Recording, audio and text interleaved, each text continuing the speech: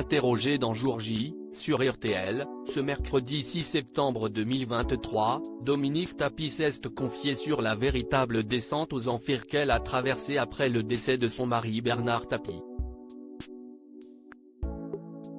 Une période terrible. Ce mercredi 6 septembre 2023, Dominique Tapie était invitée de Jour J, sur RTL.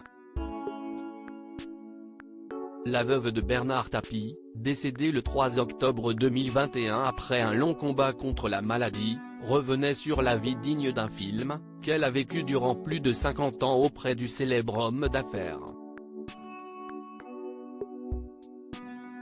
Le parcours hors du commun de celui qui a été ministre, président de l'Olympique de Marseille, mais qui a aussi connu de multiples ennuis avec la justice, sera d'ailleurs retracé dans une série disponible sur Netflix le 13 septembre prochain.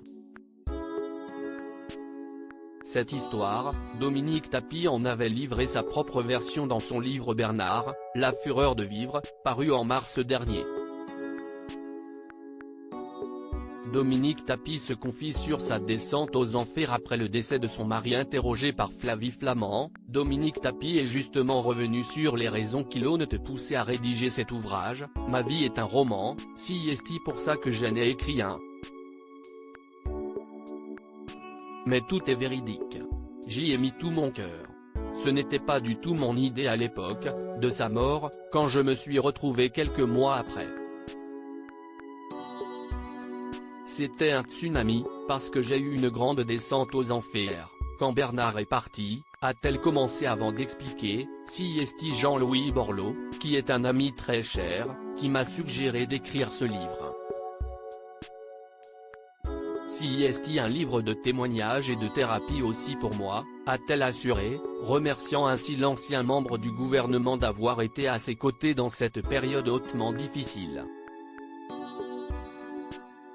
L'important soutien de Jean-Louis Borloo à Dominique Tapie. Jean-Louis Borloo a également beaucoup soutenu Dominique Tapie d'un point de vue financier. Celle qui a effectivement hérité des dettes de son ancien mari, avait fait part de ses problèmes d'argent. Dans les colonnes de Paris Match, je me suis retrouvé, du jour au lendemain, sans rien, en liquidation personnelle. On a coupé toutes mes cartes de crédit.